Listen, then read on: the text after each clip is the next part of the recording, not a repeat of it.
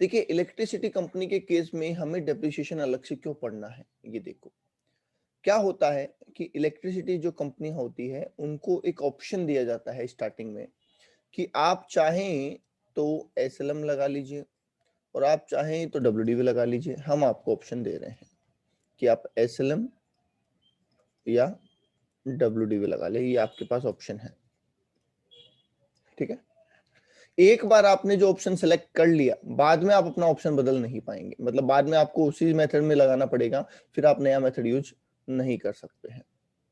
ठीक है, तो ऐसा प्रोविजन है।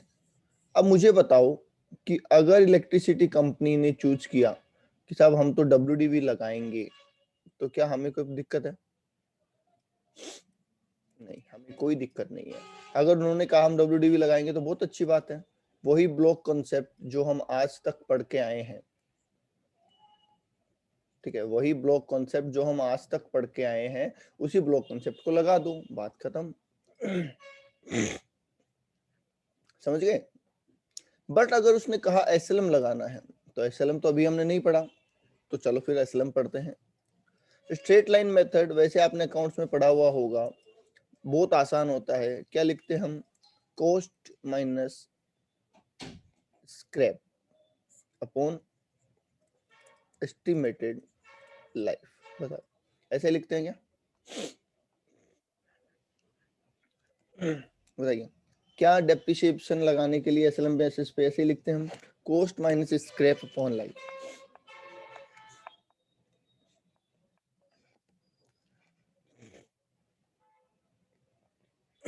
बड़ा आसान है। इसका मतलब हर साल इक्वल डेप्रिसिएशन लगता है, एसएलएम में हर साल इक्वल डेप्रिसिएशन लगता है।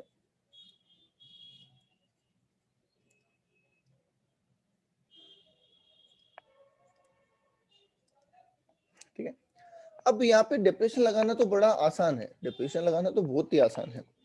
सवाल है sale of asset, sale of asset. जैसे ब्लॉक में हम जब असेट बेच रहे थे तो ट्रीटमेंट हमने पढ़ा कि क्या होगा, तो यहाँ पे जब हम असेट बेचेंगे तो हम ट्रीटमेंट पढ़ते हैं क्या होगा, और ये मोस्ट इंपोर्टेंट है। ठीक है, अच्छा एक बात बताओ, क्या हम यहाँ पे एक एक असेट पे डेप्रिसिएशन लगा रहे होंगे? बताइए, क्या हम यहाँ पे एक एक इंडिविजुअल असेट पे डेप्रिसिएशन लगा रहे होंगे?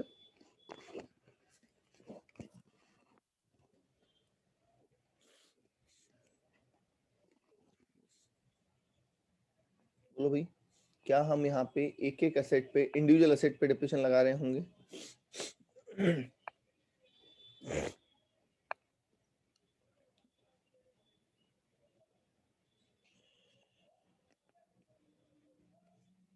बाकी लोग भी जवाब दे दो भाई फटाफट, हाँ या नहीं तो कहना है, या तो हाँ या ना।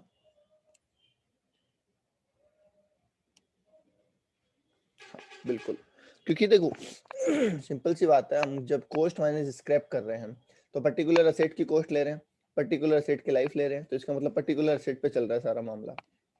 अब अगर हम उस पर्टिकुलर असेट को बेचेंगे तो क्या हमें पता होगा कि हमने किस असेट को बेचा है? यहाँ पे ब्लॉक वाला सिस्टम तो है नहीं कि पता ना हो किसको बेच रहे हैं।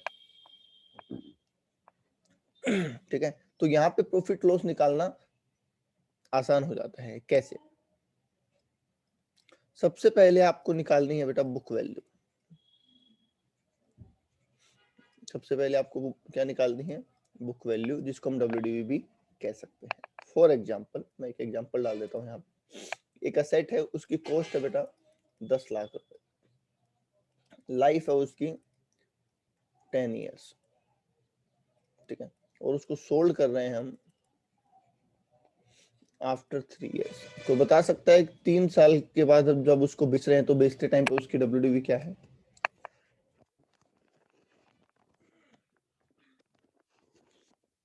हाँ जी, कोई बता सकता है बेचते टाइम पे इसकी डब्ल्यूडीवी क्या है, बुक वैल्यू क्या है इस एग्जांपल में?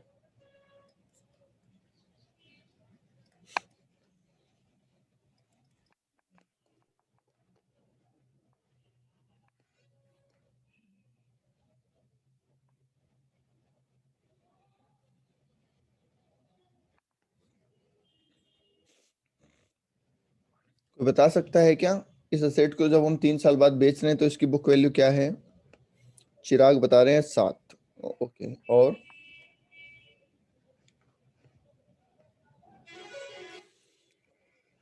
अक्षिता भी बता रहे हैं, ठीक है।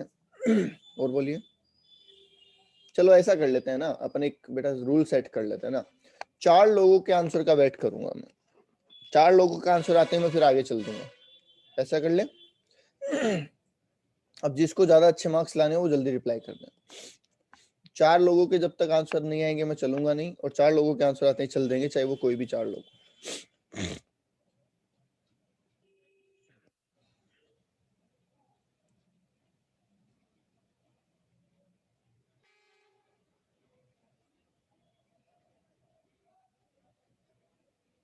ठीक है, 7 लाख रुपए बता रहे हैं, ओके ठीक है, तो लिख लेते हैं 7 लाख, बिल्कुल ठीक है आपका आंसर।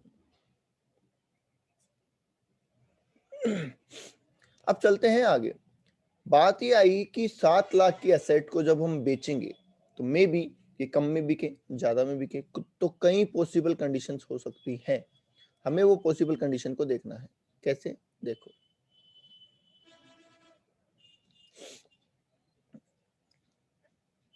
पहला मैं लिख रहा हूं कि cell price is more then book value, हो सकता है, और sale price is less than book value, ऐसा भी हो सकता है। यस। अब पहले इस केस को अगर मैं समझना चाहूं तो आप देखिए कैसे समझना है अपने को। Cell price is less than book value मतलब इस असेट को हमने बेच दिया 7 लाख से कम, मान लो ऐसे ही करना पड़ेगा, असेट को हमने 7 लाख से कम पे बेच दिया, ठीक है, तो बोलो फायदा या नुकसान? अगर इस असेट को सपोज हमने सोल्ड कर दिया, फर्स्ट केस ले लेता हूं मैं, सोल्ड कर दिया हमने 4 लाख में, तो बोलो फायदा या नुकसान? नुकसान। कितना? 3 लाख रुपए का, ठीक है। अब ये 3 लाख के नुकसान का करना क्या है वो देखो, तो करना ये है बेटा, हम कहेंगे कि book value minus sale price, loss आ गया, इक्वल्स टू बिजनेस लॉस, और इस बिजनेस लॉस को भी आपको P&L में ही डाल देना है। मतलब आप क्या कहेंगे, इसको कहेंगे, आप एक नाम देंगे, टर्मिनल डेप्रिसिएशन।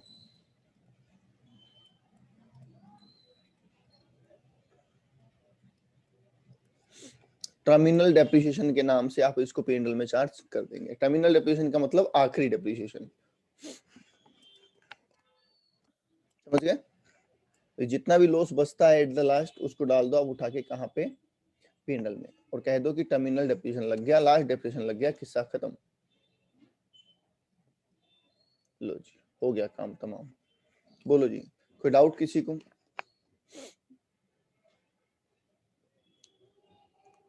नहीं। अब हो सकता है कि सेल प्राइस ज्यादा रही होती तो क्या होता, वो भी देख लेते हैं। तो यहाँ पे भी 2 फर्दर केस बनेंगे, sale price is more than original cost और sale price less than original cost. Original cost क्या थी इस सेट की? 10 लाख रुपए, 10 लाख थी ना ओरिजिनल कॉस्ट। तो सेल प्राइस 10 लाख से कम है या 10 लाख से ज्यादा है? इसका मतलब देखो ध्यान से समझना, 2 कॉम्बिनेशन बनेंगे, सेल प्राइस जो है बुक वैल्यू से ज्यादा है और सेल प्राइस जो है वो ओरिजिनल कॉस्ट से कम है। तो इसका मतलब क्या, हमारी सेल प्राइस 7 से 10 लाख के बीच में है। अगर इन कॉम्बिनेशन को मिलाएं हम तो बुक वैल्यू से तो ज्यादा है, मतलब 7 लाख से तो ज्यादा है, और ओरिजिनल कॉस्ट से कम है, मतलब 10 लाख से कम है। इसका मतलब हमारी सेल प्राइस कहाँ रही होगी? 7 लाख से 10 लाख के बीच में। इस एग्जाम्पल में, ठीक है। अब क्या ट्रीटमेंट होगा कि सपोज हमने इस एसेट को 9 लाख में बेच दिया तो क्या होगा? क्या हमें प्रॉफिट हो रहा है?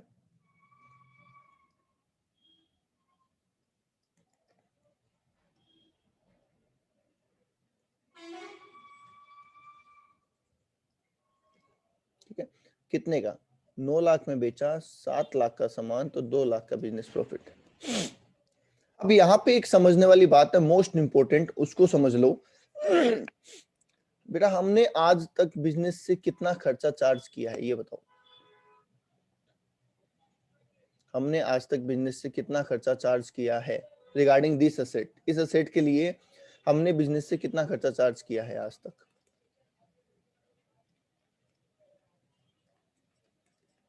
बताओ। बोलो भाई जल्दी। ये जो असेट की हम बात कर रहे हैं इसके रिगार्डिंग क्या हमने बिजनेस से कोई खर्चा चार्ज किया है आज तक, और अगर हाँ तो कितना।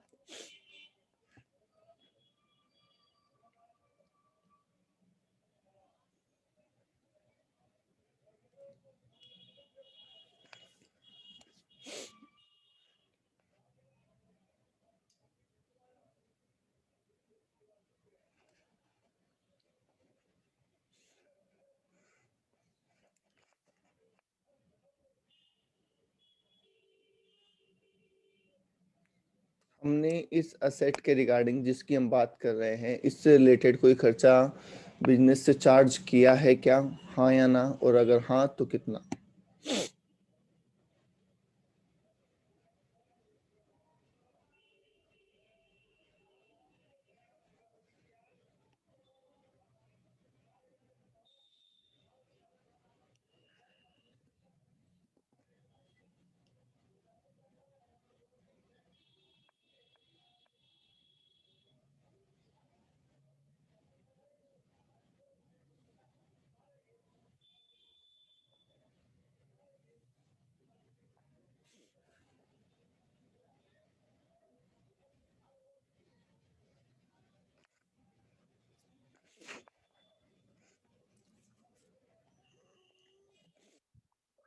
ओके और कोई।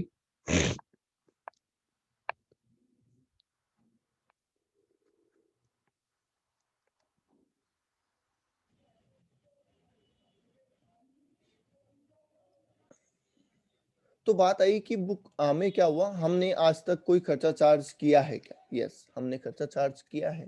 डिप्रिसिएशन ले रहे हैं ना हर साल, इस असेट पे तो ले रहे हैं।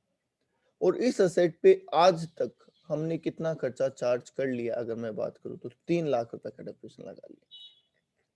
मैं सिर्फ इस एग्जांपल की बात कर रहा हूं, वैसे आप जिस भी क्वेश्चन को करेंगे उसमें आज तक आपने जितना डिप्रिसिएशन लगाया होगा उतना खर्चा आपने पी&एल से चार्ज किया है, डेफिनेट सी बात है। अब अगर इस असेट को बेचने से, अब अगर इस असेट को बेचने से कोई फायदा होता है तो क्या वो फायदा भी बिजनेस में जाना चाहिए, हम कहेंगे यस वो फायदा भी बिजनेस में जाना चाहिए। पर सवाल आता है कितना, सवाल आता है कितना, कैसे, समझो बात को। यहाँ पे देखो एक चीज समझना, इस केस में हमें 2 लाख का फायदा हुआ था, हमें यहाँ पे 2 लाख का फायदा हुआ था, जबकि आज तक हमने खर्चा लिया 3 लाख, तो हमने ये पूरे 2 लाख रुपए उठा के बिजनेस में डाल दिए, बिजनेस इनकम। ठीक है, तो यहाँ तो कोई दिक्कत नहीं है। पर अगर मान लो ये फायदा 4 लाख रुपए का होता, फायदा प्रॉफिट 4 लाख का होता, तो हम क्या करते। बिजनेस को तो हमें 3 लाख ही लौटाना ना, बिजनेस को उतना ही लौटाना जितना हमने उससे लिया है। हमने उससे खर्चा 3 लाख का लिया था तो प्रॉफिट भी उसको 3 लाख का वापस दे दो, उसका हिसाब बराबर हो जाएगा। ऊपर का जो पैसा जाएगा वो हमें कहाँ डालना है, वो हमें कैपिटल गेन में डालना है। ये बात ध्यान से समझना, मैं इसको एक एग्जांपल से समझा दूं आपको। मान लीजिए कि भाई नवीन सीएमए बना, है ना, और सीएमए बनने के बाद नवीन को बिजनेस करना है। नवीन ने घर वालों से पैसे लिए कि साहब मुझे बिजनेस करना है, मुझे कैपिटल चाहिए। घर वालों ने 10 लाख रुपए दे दिए कि ठीक है 10 लाख रुपए से आप अपना काम कर लो। ठीक है, आप जब प्रॉफिट कमाओ, जब आपके एक्स्ट्रा इनकम हो तो हमें लौटा देना, वरना कोई दिक्कत नहीं है इसकी हमें। इन बिटवीन इन्हें पैसे की और जरूरत पड़ी नवीन को, ठीक है, और इन्होंने अपने फ्रेंड से 1 लाख रुपए लिए, ये बोल के कि भाई जल्द से जल्द मैं तुझे लौटा दूंगा। ओके, अब प्रॉफिट हुआ इस बिजनेस में, ठीक है, कितने रुपए का हुआ भाई, मान लो 80,000 रुपए का ही हुआ पहले साल। बताओ ये 80,000 रुपए नवीन किसको लौटाएगा, फैमिली को या फ्रेंड को।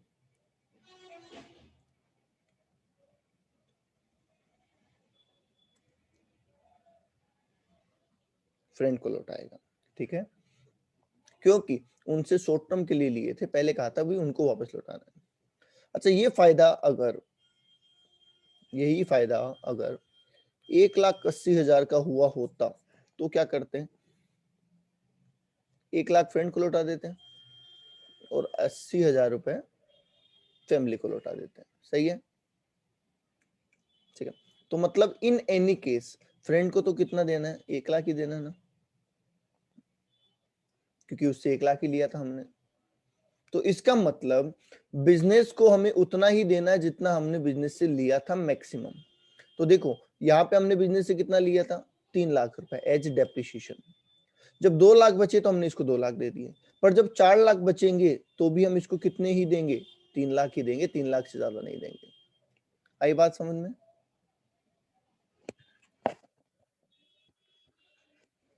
ठीक है। तो अब यहाँ पे सुनो, ये वाला कॉम्बिनेशन क्या कहता है। मैं ये इसलिए इंपॉर्टेंट बता रहा हूँ कि ऐसा कॉम्बिनेशन, यही वाला कॉम्बिनेशन आगे इस चैप्टर में 3-4 बार रिपीट होने वाला है। तो अगर यहाँ पे ढंग से पढ़ लिया तो वहां दिक्कत नहीं आएगी। ठीक है, तो सुनो ध्यान से। बुक वैल्यू से ज्यादा है और ओरिजिनल कॉस्ट से भी ज्यादा है। बुक वैल्यू से भी ज्यादा है और ओरिजिनल कॉस्ट से भी ज्यादा है, दोनों से ज्यादा है। तो बताओ क्या होगा। तो सपोज मैं यहाँ ले लेता हूँ कि 12,00,000 रुपए में बेचा हमने एसेट को, तो बुक वैल्यू थी 7,00,000, उससे भी ज्यादा है, और ओरिजिनल कॉस्ट थी 10,00,000, उससे भी ज्यादा है। तो देखो क्या होगा, sale price minus original cost, ये तो हो जाएगा कैपिटल गेन, और original cost minus book value, ये हो जाएगा बिजनेस इनकम। ठीक है, तो 12,00,000 माइनस 10,00,000, 2,00,000 का तो कैपिटल गेन, नवीन ठीक कह रहे हैं, और 10,00,000 माइनस 7,00,000, 3,00,000 का बिजनेस इनकम। बोलो क्या ऐसे ही होता है? इसको हम दूसरे एस्पेक्ट में भी समझ सकते हैं। ओवरऑल फायदा कितना हुआ? ओवरऑल फायदा 7,00,000 के सामान को 12,00,000 में बेच दिया, ओवरऑल फायदा कितना हुआ? 5,00,000। इस 5,00,000 में से 3,00,000 बिजनेस को लौटा दिए, तो कैपिटल गेन में कितना चला गया? 2,00,000। ऐसा भी समझ सकते हैं हम, बात वहीं पे आनी है। बस वो हमारा इनफॉर्मल तरीका है, और ये जो हमने लिखे हैं फॉर्मूले, ये फॉर्मल तरीका है। ओके, ठीक है। ये जो बिजनेस इनकम है, इसको भी एक नाम दिया गया है, तो वो नाम बता देता हूं आपको। इसको नाम दिया गया है बैलेंसिंग चार्ज। जैसे वहां पे एक्सपेंसेस को नाम दिया गया था, लॉस को नाम दिया गया था टर्मिनल डेप्रिसिएशन, ठीक है, वैसे ही यहाँ पे इसको नाम दिया गया है बैलेंसिंग चार्ज। तो दो नए वर्ड निकल के आए आपके पास यहाँ पे, जिसमें पहला है terminal depreciation in case of loss, और balancing charge in case of profit.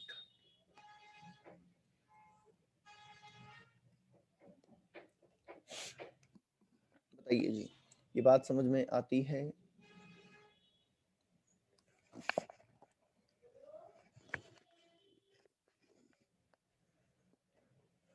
Okay,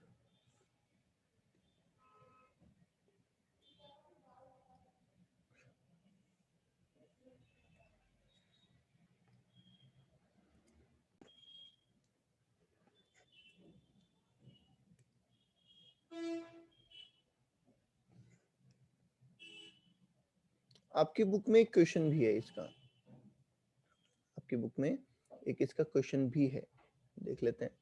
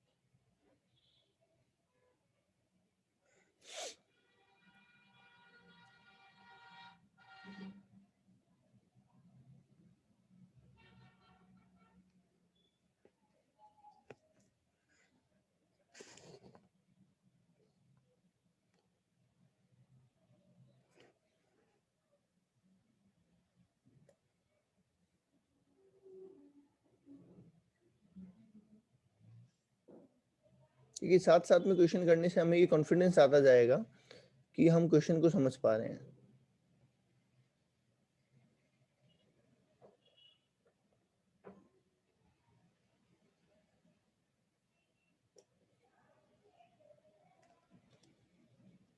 question number 4 होगा आई थिंक।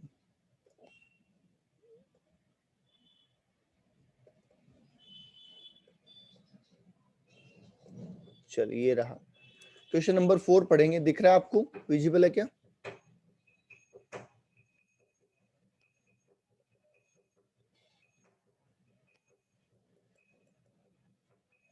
ओके हमें कह रखा है important limited A power generating unit on 1 April 2017 it purchased a plant of rupees 5 lakh। 5 lakh का इन्होंने plant खरीदा, sorry 50 lakh का। Eligible for depreciation on 15% SLM और कंप्यूट द बैलेंसिंग चार्ज और terminal depreciation assuming the plant is sold on the following rates on 21 अप्रैल 2019। 21 अप्रैल को इन्होंने ये बेच दिया। ये 1 साल पुरानी बुक है क्योंकि अभी आपकी नई बुक आई नहीं है, ठीक है, कोई बात नहीं, हमें तो कंसेप्ट देखना है। तो देखते हैं। सबसे पहले तो बेटा आप लिखेंगे क्वेश्चन की समरी, कभी भी जब करेंगे तो आप लिखेंगे कॉस्ट कितनी है इसकी, 50 लाख रुपए। लाइफ की जरूरत नहीं है क्योंकि हमें एसएलएम की रेट दे रखी है 15%। कितने साल बाद बेचा ये बताओ आप। क्वेश्चन को देख के बताओ कितने साल डेप्रिसिएशन लगा के इन्होंने बेचा होगा। 2 साल, वेरी गुड। 2 साल का डेप्रिसिएशन लगाया होगा। 17-18 का लगाया होगा, 18-19 का लगाया होगा, ठीक है। 19-20 का तो लगा नहीं, उससे पहले ही बिक गया। तो इतनी बात आप निकाल लोगे, ये तो क्वेश्चन लिखा हुआ है। और जैसे ही ये निकलेगा आपको क्या निकालनी है, बुक वैल्यू। मैंने अभी थोड़ी देर पहले बताया था कैसे निकालनी, बता सकता है कोई निकाल के? कुछ नहीं होगा बेटा, डेप्रिसिएशन ईयर एंड पे लगता है। अगर ये 28 मार्च को भी बेचता ना, अगली 28 मार्च को, तो भी ट्रीटमेंट सेम होता। डेप्रिसिएशन 31 मार्च को लगता है, उससे पहले बिक गई तो कोई सॉल्यूशन नहीं है, कुछ नहीं होने वाला उसका। इनकम टैक्स में हम डेज पे कभी डेप्रिसिएशन थोड़ी लगाते हैं, हम तो 180 दिन या उससे ज्यादा, और वो भी पहले साल देखते हैं। बोलो भी, बोलो। WDV बोल सकता है कोई? बुक वैल्यू बता सकता है कोई कितनी है? बुक वैल्यू निकाल के बतानी है कि बेचते टाइम पे इसकी बुक वैल्यू क्या है। बेचते टाइम पे बुक वैल्यू क्या है, बता सकता है कोई?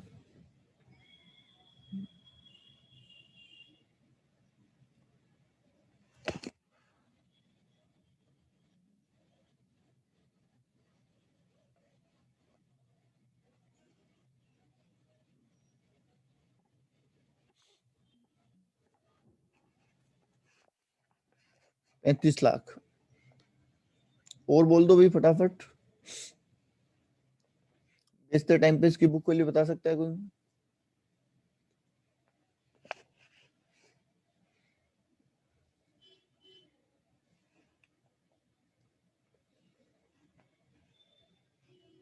ठीक है, देखो बुक वैल्यू का मतलब क्या है, मैं दोबारा बता दूं आपको, सुन लो।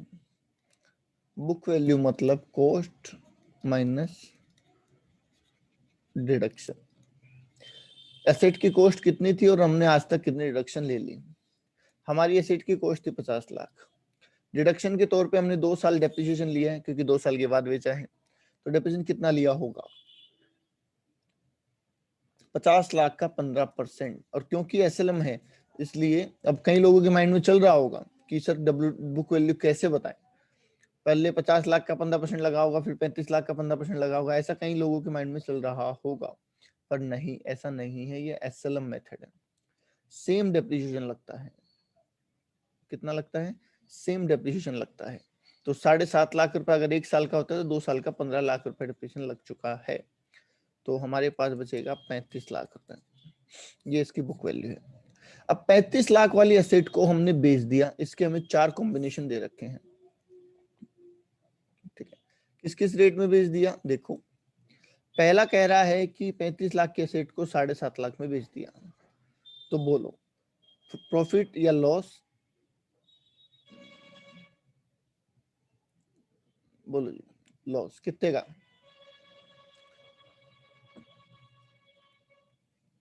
27,50,000 रुपए का। और लॉस का हम क्या नाम करते हैं? टर्मिनल डिप्रिसिएशन में डाल देते हैं उसको, ठीक है, आसान है। दूसरा कह रहे हैं अगर 30 लाख में बेचा होता तो हमने कहा 30 लाख में बेचा तो 5 लाख का नुकसान है, और इस 5 लाख के नुकसान को भी कहां डालेंगे? टर्मिनल डिप्रिसिएशन में। तीसरा कह रहा है कि अगर 45 लाख में बेचा होता तो हम कहते प्रॉफिट है। कितने का? 10 लाख का प्रॉफिट है, और इस प्रॉफिट को कहां डालेंगे? बैलेंसिंग चार्ज में, क्योंकि आज तक हमने खर्चा डाल दिया 15 लाख का, तो इतना फायदा तो बिजनेस को लौटाना है। अभी तो 10 लाख का ही हुआ है, तो पूरा का पूरा बिजनेस को लौटा दो बैलेंसिंग चार्ज, ठीक है। डी कह रहा है कि बेचा होता 55 लाख में तो क्या होता? तो हम कह रहे हैं 20 लाख का प्रॉफिट होता। अब ये 20 लाख के प्रॉफिट को हमें बिजनेस को कितना लौटाना है? 15 लाख रुपए। तो 15 लाख तो हम लिखते किस में? बैलेंसिंग चार्ज में। और 5 लाख को किस में लेते हैं? कैपिटल गेन में। बताओ क्या आसान है या नहीं है? और ईमानदारी से सोच के बताना कि अगर आपने चीजों को अप्लाई किया और चीज को बेटर समझा तो क्या ये ज्यादा आसान हो गया? वरना आप में से, मैं सही बता रहा हूं, आप में से कई लोगों को तो वरना ये भी पता नहीं चलता कि ये बुक वैल्यू कैसे निकलती है, ये टर्मिनल डिप्रिसिएशन बोलते किसको है, बैलेंसिंग चार्ज किसको बोलते हैं। क्योंकि जब अपन रिप्लाई कर रहे होते हैं ना बेटा, तो पूरा कंसंट्रेशन यही होता है, और रिप्लाई नहीं कर रहे होते तो हम कभी घर में घूम रहे हैं, कभी क्या कर रहे हैं, है ना, कोई लेटा हुआ है, कोई चैटिंग कर रहा है क्लास चला के, तो कई चीजें चलती रहती हैं।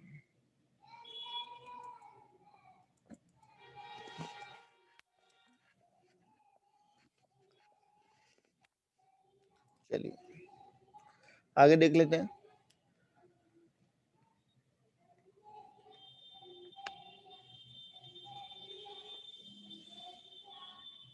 अब देखिए एक चीज इंपॉर्टेंट ध्यान रखना, डेप्रिसिएशन क्लेम करना जरूरी है।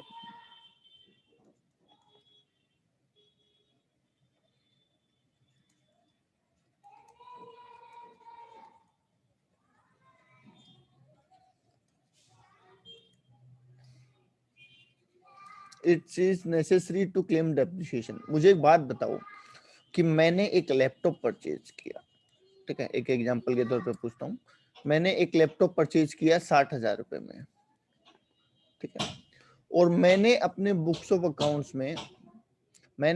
अकाउंट्स में फर्स्ट ईयर में कोई भी डेप्रिसिएशन चार्ज नहीं किया, लगाया नहीं डेप्रिसिएशन, ठीक है, नो डेप्रिसिएशन लगाया। तो बताओ क्या मेरी WDV 60,000 ही रहेगी या कम हो जाएगी?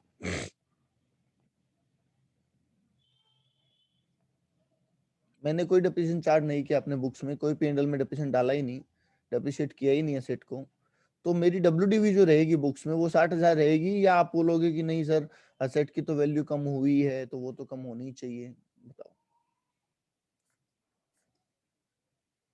नहीं, 60,000 ही रहेगी। क्यों? वो इसलिए क्योंकि बेटा हम जो वैल्यू डालते हैं ना, हम एक तरीके का, मैंने बताया था पहले भी, रिजर्व बना रहे होते हैं। अब मुझे नहीं बनाना तो नहीं बनाना, कोई दिक्कत नहीं है, तो आप मेरी बुक वैल्यू को कम कैसे कर देंगे? और वैसे भी डबल अकाउंटिंग प्रिंसिपल पे जब अपन चलते हैं तो वहां पे तो एंट्री बिना तो आप इसको कम कर ही नहीं सकते ना। तो ये बात आपको ध्यान रखनी है, ठीक है। चलिए, अच्छा एक बात और, अब मैं देखो ये छोटे छोटे बात बता रहा हूँ आपको, ये बड़ी इंपॉर्टेंट बात है ना, मैं ये इसलिए नहीं छोड़ना चाह रहा कि आपको, बोलते हैं ना, एक्सपर्ट नॉलेज होना चाहिए, एक स्टूडेंट वाला नॉलेज नहीं होना चाहिए कि कुछ बातें पता है कुछ नहीं पता। आप मुझे एक बात बताइए, आप में से सेविंग कौन कौन करता है? सेव नहीं, सेविंग। कौन कौन करता है? बचत, पैसे कौन कौन बचाता है? सब बचाते हैं, ठीक है। किसी ने आरडी रिकरिंग डिपॉजिट करा रखा होगा, कोई एफडी करवाता होगा, ठीक है। किसी ने बैंक अकाउंट खुलवा रखा होगा, ठीक है। कोई हो सकता है पीपीएफ में जमा करवाता हो, किसी ने पिगी बैंक की रखा होगा। इस तरीके से आप सब सेविंग करते हैं, नो प्रॉब्लम एट ऑल। क्या कभी आपने ऐसा किया है कि किसी से पैसे उधार लेके शेयर में इन्वेस्ट कर सकते हैं? हाँ, बिल्कुल, ठीक है। क्या कभी आपने ऐसा किया कि किसी से पैसे उधार लेके सेविंग की हो कि भाई एक बार 50 रुपए दो, 200 रुपए एक बार उधार देना, मेरे को सेविंग करनी है, और लेके उसको पिगी बैंक में डाल दिया हो? नहीं, क्या फायदा सर? बिल्कुल ठीक है, कोई फायदा नहीं है बेटा। ऐसी सेविंग का कोई फायदा नहीं है कि अगर आप किसी से उधार लेके कर रहे हो। सेविंग का तो मतलब ही होता है इनकम में से सेव करना, एक्सपेंसेस को रिड्यूस करके उसमें से कुछ बचत करना। तो मुझे एक बात बताओ, कभी ऐसी सिचुएशन बन जाए कि आपका प्रॉफिट बिफोर डेप्रिसिएशन 5 लाख रुपए है सपोज, ठीक है, और डेप्रिसिएशन जो हमने कैलकुलेट किया हमारे रूल के हिसाब से, इनकम टैक्स के हिसाब से, वो डेप्रिसिएशन आ रहा है 6 लाख रुपए। ध्यान से सुनना, 5 लाख का प्रॉफिट है बिफोर डेप्रिसिएशन और 6 लाख का डेप्रिसिएशन आ रहा है। अब देखो क्या होगा, आप कहते हैं साहब 6 लाख का डेप्रिसिएशन घटाया, 1 लाख का लॉस। अगर आप पीएनएल में डालते हैं तो बताओ क्या ये सिचुएशन रहेगी? अगर आप डेप्रिसिएशन को पीएनएल में डालते हैं तो क्या ये सिचुएशन आएगी? यस। हमने बात करी थी कि डेप्रिसिएशन एक तरीके का रिजर्व है, सीक्रेट रिजर्व है। तो रिजर्व मतलब भी सेविंग ही होती है क्या? बताओ, क्या रिजर्व मतलब भी सेविंग होती है? यस। और सेविंग करने के लिए क्या लॉस इंकर्ड हो सकता है? मतलब सेविंग प्रॉफिट में से होती है या लॉस में से होती है, ये और बता दो।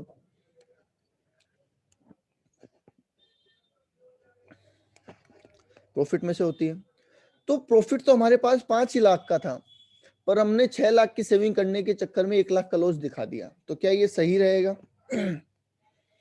5 लाख हमने कमाए, पर हमने कहा नहीं साहब हम तो 6 लाख का लॉस वो सेविंग करेंगे, रिजर्व बनाएंगे, तो हमने 1 लाख का लॉस दिखा दिया। नहीं, ये ठीक नहीं है।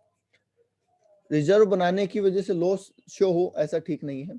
तो क्या हम ऐसा करें कि 5 लाख का तो रिजर्व इस साल बना लें, मतलब डेप्रिसिएशन 5 लाख तो इस साल चार्ज कर लें, तो प्रॉफिट तो हो जाएगा 0, चलेगा, कोई दिक्कत नहीं है। लॉस नहीं होना चाहिए, 0 प्रॉफिट चलेगा, पूरा रिजर्व कर लिया आपने।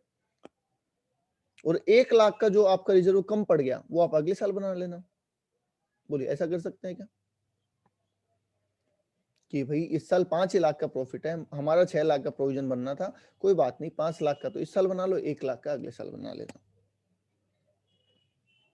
यस, ऐसा हो सकता है और ऐसा ही होना है। तो इसको बोलते हैं अनएब्जॉर्ब डेप्रिसिएशन। ये जो 1 लाख का प्रोविजन नहीं बन पाया ना, इसको हम बोलते हैं अनएब्जॉर्ब डेप्रिसिएशन,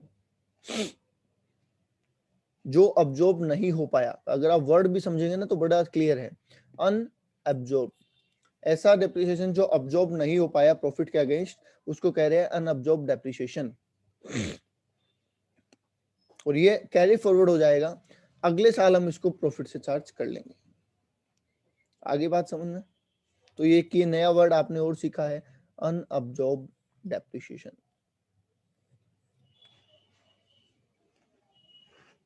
बोलिए, क्लियर है?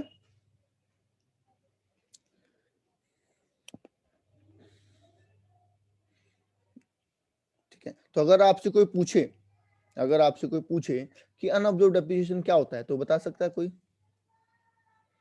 अभी इसको डिफाइन कर सकते हो क्या आप? अनअब्जॉर्ब डेप्रिसिएशन क्या होता है, कोई डिफाइन कर सकते हैं क्या होता है भाई? एक लाइन में डिफाइन करके दो, एक लाइन में।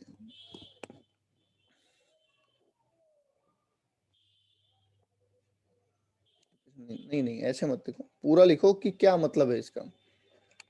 डेप्रिसिएशन तो लगाया ना, 5 लाख का तो लगाई है।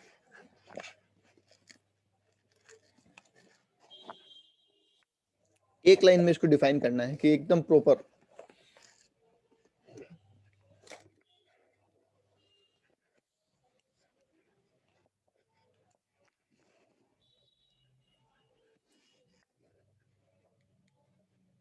बोलो भाई, कोई भी कर सकता है क्या?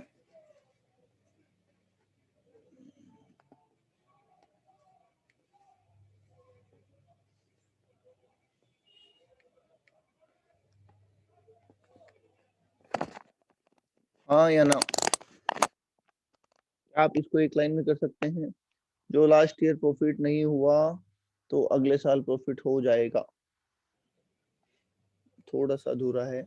अगर डेप्रिसिएशन में लॉस होता है तो वो अगले ईयर कैरी फॉरवर्ड होगा। ठीक है।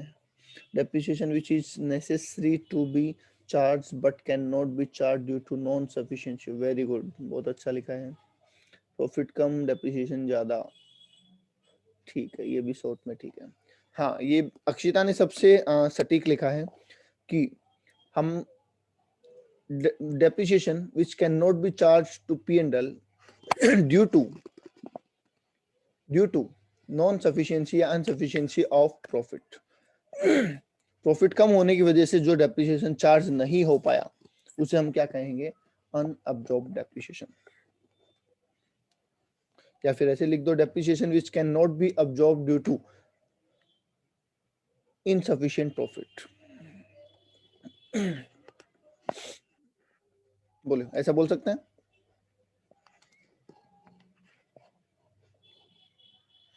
ठीक है,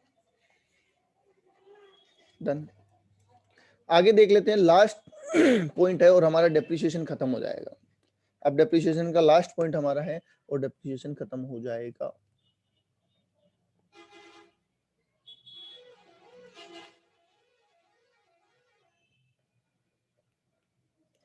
चेंज इन ओनरशिप। अगर ड्यूरिंग द ईयर असेट का ओनर चेंज हो जाता है तो क्या होगा? बड़ा ही अच्छा पॉइंट है, सुनो।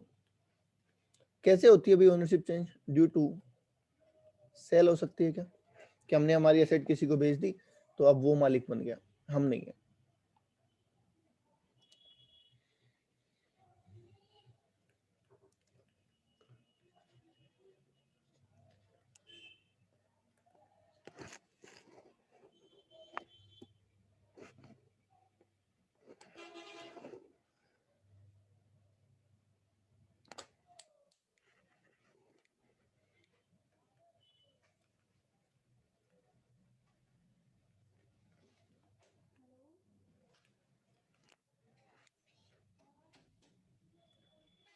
ठीक है, एक तो ड्यू टू सेल, एक है due to amalgamation, due to demerger और ड्यू टू सक्सेशन। सक्सेशन का मतलब होता है जब एक कंपनी दूसरी कंपनी को या एक कंपनी किसी प्रोप्राइटरशिप फॉर्म वगैरह को सक्सीड कर लेती है, अपने अंदर समाहित कर लेती है, खरीद लेती है।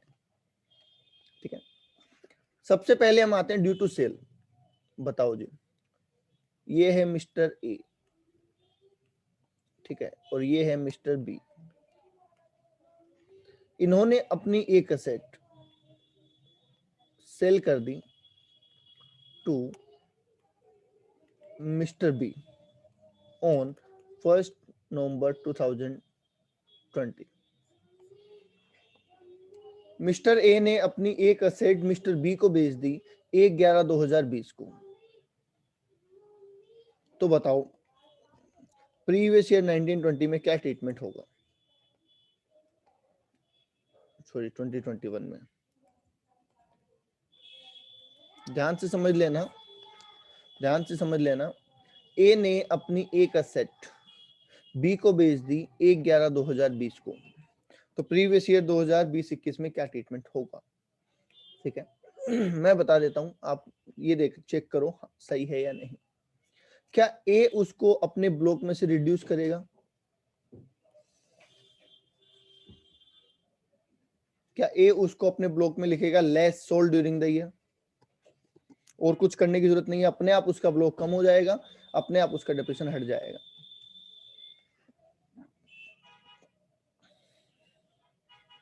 तो जैसे ही वो लिखेगा सोल्ड ड्यूरिंग द ईयर, उसके ब्लॉक से वो असेट हट जाएगी और उसकी वैल्यू भी हट जाएगी। कितने प्राइस पे? सेल प्राइस पे। इंडिविजुअल उसको देखना नहीं है, बात खत्म। जो परचेज करेगा मिस्टर बी, वो क्या करेगा? अब ले जाके अपने ब्लॉक में ऐड कर देगा। एडेड इन ब्लॉक, कितनी वैल्यू पे? जितने भी वो लेके आया था, जितने भी उसने खरीदी है। क्या दोनों का ट्रीटमेंट हो गया, बात खत्म। तो जो हमने ब्लॉक कॉन्सेप्ट पढ़ा था, क्या वहीं पे दोनों की बातें हो जाएगी, अलग से कुछ पढ़ने की जरूरत है यहाँ पे? नहीं, यहाँ पे अलग से पढ़ने की कोई जरूरत नहीं है, ठीक है। अच्छा, 180 डेज से कम या ज्यादा, बताओ किसको देखना है? क्या ए को देखना है कि अब इस सेट पे मैं 180 दिन से कम लगाऊं या ज्यादा लगाऊं?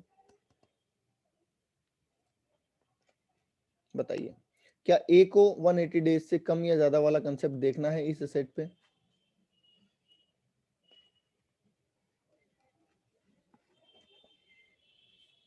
जो असेट बिकी है उस पे, चलो मैं ऐसे पूछ लेता हूँ, जो असेट बेच रहा है ए, उस पे वो कितना डेप्रिसिएशन लगाएगा 20-21 में, फुल या हाफ?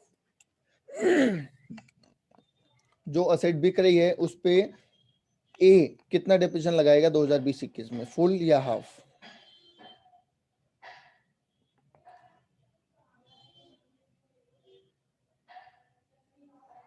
नवीन कह रहे हैं हाफ, और जया कह रहे हैं हाफ, ओके। अक्षिता कह रहे हैं डेप्रिसिएशन क्यों लगेगा, ओके। और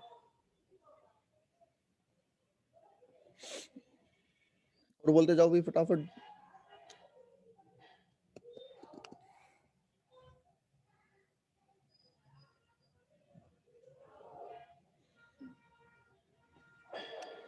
बोलो भाई फटाफट, फिर वापस चले गए ना उसी में, उसी ट्रैक पे चले गए। Yes, very good. चलिए, वेरी गुड। कोई डेप्रिसिएशन नहीं लगाएगा ये। अभी थोड़ी देर पहले मैं बता के गया हूँ स्पेशली नवीन को, कि अगर उसने 29 मार्च को भी बेची होती तो भी डेप्रिसिएशन नहीं लगता। ईयर एंड पे असेट है तो ही डेप्रिसिएशन लगेगा, वरना डेप्रिसिएशन नहीं लगता है। आप अपनी ब्लॉक में से वैल्यू कम कर चुके हो, बात खत्म। फुल एंड हाफ की बात सिर्फ और सिर्फ पहले साल आती है जब हम असेट को परचेज करते हैं। डेप्रिसिएशन की बात फुल और हाफ की तभी आती है जब हम पहले साल असेट को परचेज करते हैं। दीपक, आंसर तो तुम्हारा भी गलत था। जया, नवीन, विष्णु, आई बात समझ में? नवीन, ठीक है। अच्छा, बी कितना लगाएगा? चलो बी का बोलो।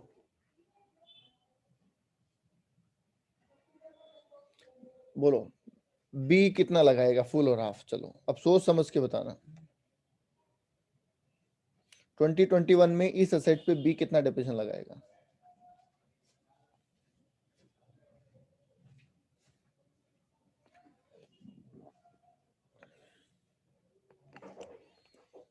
बोलो जी, बी कितना लगाएगा, फुल, हाफ या नथिंग?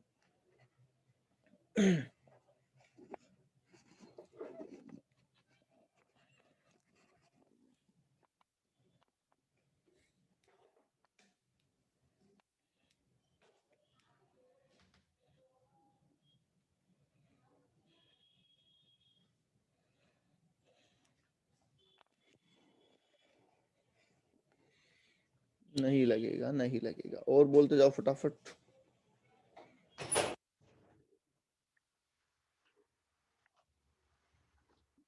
और बोलो,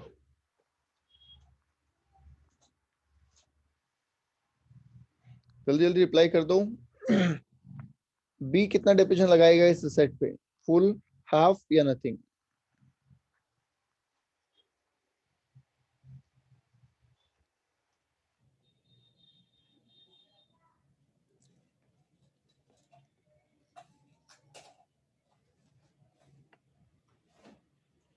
चंचल कह रहे हैं हाफ, हाँ ठीक है, फटाफट जवाब देते जाओ। जया कह रहे हैं हाफ, और बोलते जाओ। अक्षिता कह रहे हैं हाफ, ठीक है। दिया कह रहे हैं हाफ, ठीक है। विष्णु हाफ, चिराग हाफ, ठीक है। नवीन एंड दीपक, बेटा आपको कंसंट्रेशन की बहुत जरूरत है, थोड़ा सा ध्यान रखो। आप क्या इधर चलते हो तो इधर इधर ही चलते रहते हो, उधर चलते हो तो उधर उधर ही चलते रहते हो? समझ के चलो किधर चलना है, ठीक है। बी का ब्लॉक देखते हैं एक बार, क्या इसने ओपनिंग लिखा होगा, मान लेते हैं ओपनिंग कुछ भी नहीं है, क्या इसने परचेज लिखा होगा, बोलो क्या इसने परचेज लिखा होगा या नहीं लिखा होगा? लिखा होगा, वॉट एवर भी द अमाउंट, जितने भी ए ने बेचा, मान लो ए ने 1 लाख में बेचा है तो ये लिखेगा 1 लाख, लेस सोल्ड नथिंग, तो क्या इसकी वैल्यू 1 लाख है? क्या इस पे डेप्रिसिएशन नहीं लगाएगा ये 1 लाख पे? बोलो क्या 1 लाख पे डेप्रिसिएशन नहीं लगाएगा? अब ये चेक करेगा क्योंकि इसके लिए पहला ईयर है, तो ये चेक करेगा 180 दिन से कम या ज्यादा, तो ये कहेगा है हाफ लगाएंगे। समझ रहे हैं? तो ऐसा नहीं है कि यहाँ कह दिया नहीं लगेगा तो यहाँ भी कह दिया नहीं लगेगा, यहाँ कह दिया लगेगा तो फिर यहाँ भी लगेगा, ऐसे नहीं हो। समझो चीज को, सारी कंडीशंस को, और फिर अप्लाई करो। समझ रहे हैं? गलत ट्रैक पे मत जाओ।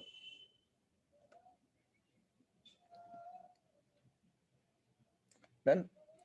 तो ये बात आपको समझनी है। एट द ईयर एंड, मैं बहुत बार बोल चुका हूं, फिर कह देता हूं, एट द ईयर एंड अगर आपके पास असेट है तो ही डेप्रिसिएशन लगेगा, वरना डेप्रिसिएशन नहीं लगेगा। पहली बात तो ये, ठीक है। और जिसके पास असेट है वो डेप्रिसिएशन लगाएगा, बाकी नहीं लगाएंगे। ओके, तो ए के पास से चली गई, ए के पास है ही नहीं, सीधा अगर इतनी सी भी बात समझ लेते हो ना तो ये क्वेश्चन सोल्व हो जाता है। ए के पास से चली गई तो ए नहीं लगाएगा, बी के पास है तो बी लगाएगा। कितने पे लगाएगा वो आप ब्लॉग बना के देख लो, अपने आप बात समझ में आ जाएगी। ओके, चलिए आज के लिए इतना ही, थैंक यू। एक क्वेश्चन नंबर 1 है जिसमें मल्टीपल ऑप्शंस हैं, वो आपको करना है, ये आपका होमवर्क है। क्वेश्चन नंबर 1 में मल्टीपल पॉइंट्स हैं, वो आपको करना है, वो आपका होमवर्क है। ओके, चलिए आज के लिए इतना ही बेटा, थैंक यू।